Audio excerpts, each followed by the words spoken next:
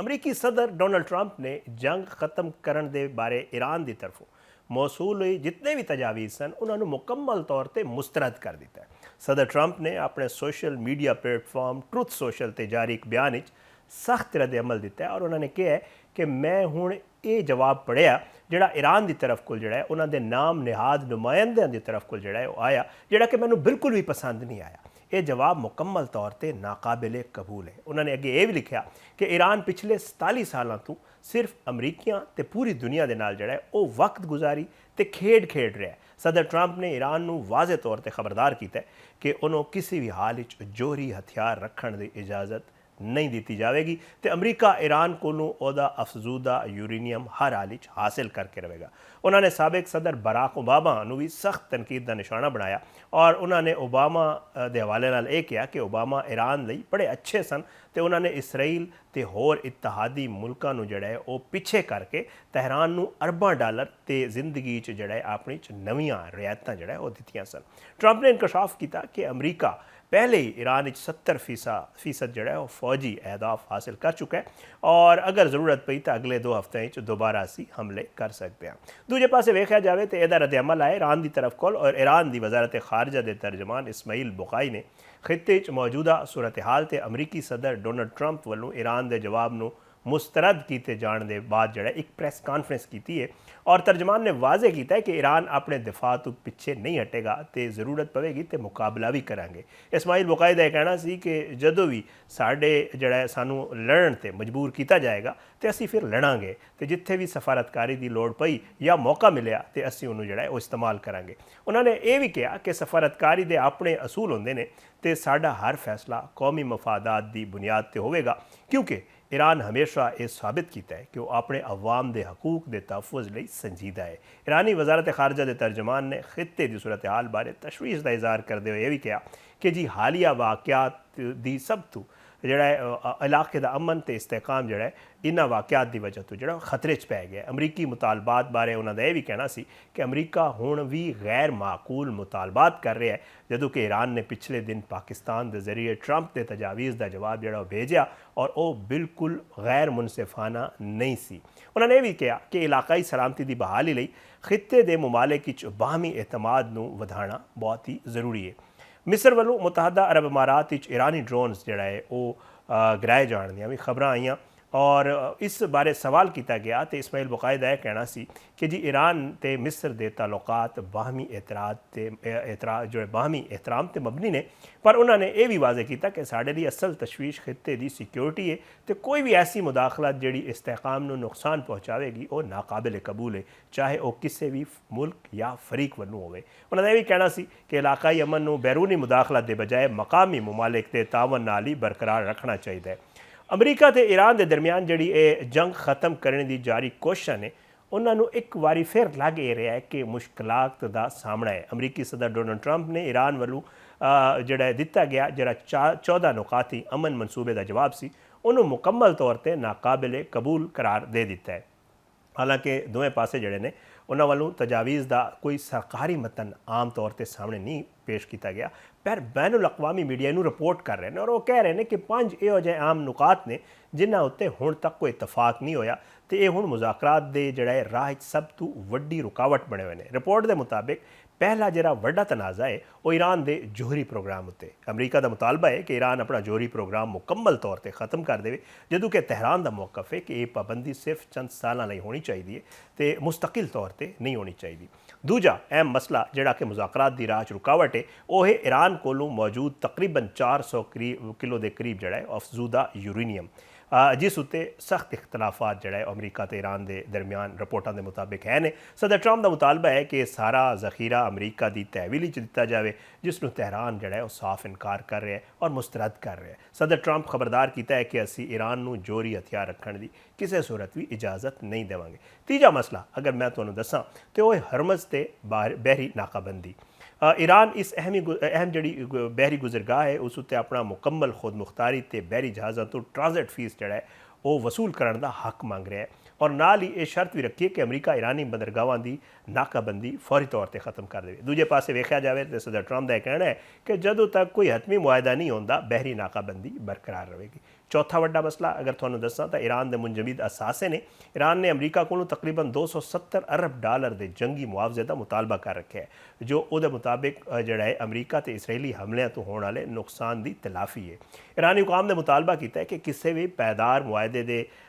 जिहड़ा है वो हिस्से के तौर पर उन्होंने मुंजमद तकरीबन $20 अरब के असासे फौरी बहाल किए जान। पंजवां मसला वो इलाकाई असरो रसूख का है। अमरीका की शर्त है कि ईरान खिते अपने जड़े हामी ग्रुप ने जिमें कि हिजबुल्ला या हमास उन्होंने हिमायत बंद कर देवे तो अपने बैलिस्टिक मिसाइल जो प्रोग्राम है उन्होंने भी महदूद कर देवे। ईरान ने अमरीकी मुतालबात अपने दाखिली मामलात मुदाखलत करार दिते ने और ईरानी वजीर खारजा अब्बास अरागची ने यह भी कहा कि सीज़ फायर की मुसलसल खिलाफ वर्जी हो रही है तो मौजूदा तनाव की सारी जिम्मेदारी अमरीकी हुकाम उत्ते ही आयद होंदी है। मशरक़ी वस्ता जी जारी कशीदगी है अमरीका ते ईरान के दरमियान बहरी नाकाबंदी के तनाज़े के दौरान ही तहरान ने जड़ा है वो दुनिया की सब तो अहम तरीन जी तजारती गुजरगाह आबना हुरमुज़ है उहदे अपना कंट्रोल मुकम्मल तौर पर सख्त कर दिता है। जहाजरानी के आलमी जरीदे लाइड्स लिस्ट के मुताबिक ईरान ने इस स्ट्रैटेजिक गुजरगाह तो गुजरन वाले सारे बहरी जहाज़ों लिए नवे कवायद के जवाबित मुतारफ करवा दिते हैं, जिन्हों के मुताबिक जहाज़ जड़ा है वो जहाज़ों हुण उत्थों गुजरन लई ना सिर्फ ईरान तो इजाज़त लेनी पवेगी, लाजमी है, बल्कि टूल टैक्स भी अदा करना पवेगा। वाजे रहे कि दुनिया की कुल जी तेल सप्लाई का पंजवां हिस्सा है वो इत्थों ही जड़ा यही गुजरगाह है तंग जी अबना हुरमुज़ जिथों गुजरता है, जिसकी बंदिश पहले ही आलमी मंडी तवानी दी जड़ियां कीमतां ने उन्होंने मुतासर कर चुकी है। ईरान की तरफों कायम की गई Persian gulf straight authority PGSA जिन्होंं कहा जा रहा है वो एक नवा फ्रेमवर्क जड़ा उन्होंने तैयार किया है, जिस दे तहत जहाज़ों को एक फॉर्म पुर करना होएगा और जिस 40 तो वध सवालात शामिल ने। इस फॉर्म में जहाज़ की मलकीयत, अमले की तफसीलात, इंश्योरेंस, मंजिल ते जड़ा लदया होया समान है उसकी मुकम्मल तफसीलात जड़ा है दसिया जा रहा है कि देना जरूरी होएगा। ईरानी मीडिया प्रेस TV के मुताबिक तहरान ने आबनाए हुरमुज़ उत्ते अपनी खुद मुख्तारी बरकरार रखने एक नवा निज़ाम बनाया है तो हुण सारे बहरी जहाज़ों ईमेल के जरिए ये हिदायत जड़ा है वो अपनानियां होणगियां। अथॉरिटी ने खबरदार किया कि गलत मालूमात देने की सूरत सारे नताइज की जिम्मेदारी जो मुतलका कंपनी ते होएगी। ईरान ने यह भी वाजे कर दिता है कि जिन्होंने ममालिक लई उत्थों गुजरना आसान होएगा और यो जे किहड़े ममालिक ने जिन्हां वास्ते मुश्किलात जड़ा है वो पैदा हो सकदियां ने। ईरानी फौज के अहदेदार मुहम्मद अकरमीनिया ने सरकारी खबर असा एजेंसी इरना नाल गलबात करते हुए दसिया कि वो ममालिक जेडे अमरीका की हिदायत से ईरान उत्ते पाबंदियां लाते हैं और उन्होंने जड़ा है इस गुजरगाह तो लंघन जड़ा है वो यकीनन मुश्किलात का सामना करना पवेगा। उन्होंने यह भी कहा कि असा अपना हुरमुज़ एक नवा कानून ते हिफाजती निज़ाम कायम कर दिता है। हुण जिहड़ा भी जहाज़ उत्थों गुजरना चाहेगा उन्होंने साढ़े नाल हमआहंगी पैदा करनी होएगी और ये साढ़े लिए मुआशी सियासी ते हिफाजती फ़ायदे लेके आएगा। इसी तरह ईरानी पार्लीमेंट की कौमी सलामती कमेटी के सरबराह इब्राहिम अजीज़ी ने भी सोशल मीडिया से उत्ते जड़ा वो बहरैन वर्गे ममालिक नूं तंबीह की है कि वह अमरीका का साथ दे के अपने लिए ये रस्ता हमेशा लिए बंद करने का खतला मोर ले रहे हैं। हुण सूरत हाल यह है कि तहरान ने इस अहम आबी रस्ते नूं तकरीबन मुकम्मल तौर पर जड़ा है वो अपने कंट्रोल ले लिया, जिस नाल तेल की सप्लाई तारीखी तातुल जड़ा है वो कहा जा रहा है कि पैदा हो चुके हैं। और ये अलावा इतों जी हासिल होने वाला टोल टैक्स है वो पड़ोसी मुल्क ओमान नाल भी ज़ाहिरी गल शेयर किया जाएगा, क्योंकि ईरान और ओमान का आपस एक जड़ा है उन्होंने इस गल के उत्ते एक दूजे नाल इस गल के उत्ते राजीन और कर रहे हैं ऑलरेडी। दूजे पासे अमरीका ने भी ईरानी बंदरगाहों की नाकाबंदी जारी रखी हुई है और ट्रंप इंतजामिया ने बहरी कंपनियों को खबरदार किया है कि वो ईरान को कोई अदायगी ना करन। अमरीका ते बहरैन ने इस पाबंदी के खिलाफ अक़वाम मुत्तहिदा एक करारदाद ही पेश की है, पर रूस ने इशारा दिता है कि वो इस करारदाद को वेटो करके रोक सकता है। ईरान के सुप्रीम लीडर मुजतबा खामनाई के सोशल मीडिया अकाउंट तो भी ये पैगाम दिता गया कि खलीज फारस गैर मुल्की मुदाखलत की कोई भी जगह नहीं तो अबनाए हुरमुज़ नूं बंद करने का अख्तियार एक स्ट्रेटेजिक कुवत के तौर पर इस्तेमाल किया जाएगा। पाकिस्तान ते भारत वर्गे ममालिक पहले ही तहरान नाल मुज़ाकरात जड़ा है वो कर रहे हैं ताकि उन्होंने परचम तले चलने वाले जहाज़ों को महफूज रस्ता जड़ा है वो मिल सके। ईरान के सुप्रीम लीडर मुजतबा खामनाई के हवाले नाल लेटेस्ट खबर भी आईयां ने और उन्होंने ईरानी मुसल्ह फौज की मुत्तहिदा कमांड के सरबराह अली अब्दुल्लाही नाल मुलाकात की है और उन्होंने फौजी कार्रवाइयां जारी रखन तो दुश्मनों के खिलाफ सख्त मौकफ अपनाने लई जड़ा नवीं हिदायत भी ये खबर है कि उन्होंने जारी कर दिते हैं। इस तो पहले उन्होंने सदर मसूद पज़िश्कियान नाल भी मुलाकात की थी। ईरान की नींद तंजीम सरकारी खबरसां एजेंसी फॉरेस्ट न्यूज़ के मुताबिक इतवार वाले दिन जो खातमुल अंबिया सेंट्रल हैडक्वार्टर के कमांडर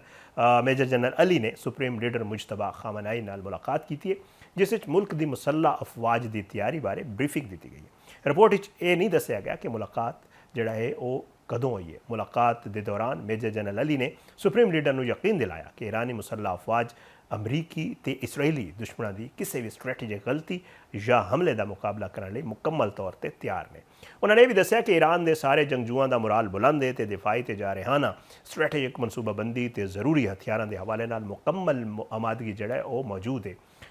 जोड़े अलावा ईरानी कमांडर ने खबरदार किया कि जो दुश्मन किसी भी किस्म की स्ट्रैटेजिक गलती जारहियत या हमला करेगा तो ईरानी अफवाज को तेज़ शदीद ते ताकतवर जवाब देणगियां। मेजर जनरल अली ने यह भी आख्या कि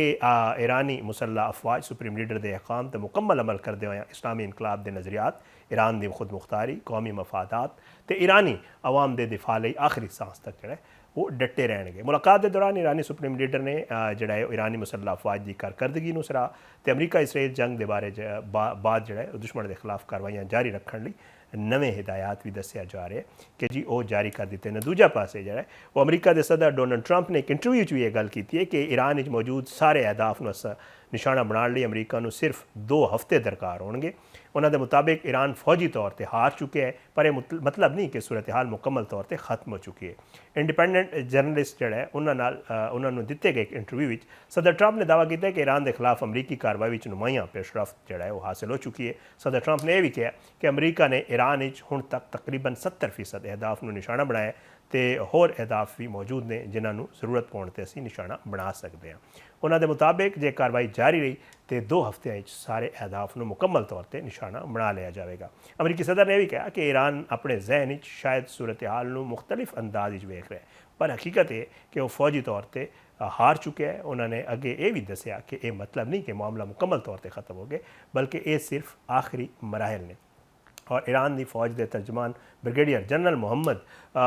अक्रमीनिया ने खबरदार करते हुए भी कहा कि जी ईरान उत्ते दोबारा हमला किया गया तो वह हैरान कुन तरीके नाल जवाब देंगे और जोड़ा है मैदान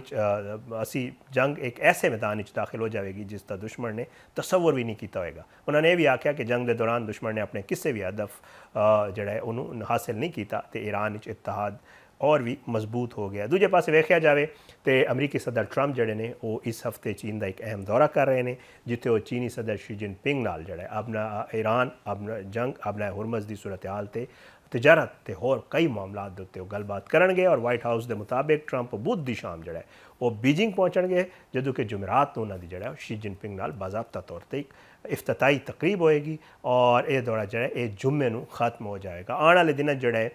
ये मामला केड़ा रुख अख्तियार करते हैं, ईरान अमरीका जंग क्या ख़त्म होएगी या दोबारा शुरू हो जाएगी। जोड़ा डोनाल्ड ट्रंप का दौरा है चीन है वो कितनी अहमियत अख्तियार कर गया और उस दौरे के कुछ गलबात हो सकती है। इस मामले पर गल करेंगे। साढ़े नाल अगले प्रोग्राम के हिस्से मौजूद होंगे डॉक्टर मुनव्वर हुसैन माहिर बैनुल अक़वामी अमूर ने। एक छोटा जिहा ब्रेक लेना, ब्रेक के बाद वापस आवांगे तो इन्हां मामलात पर गल करेंगे।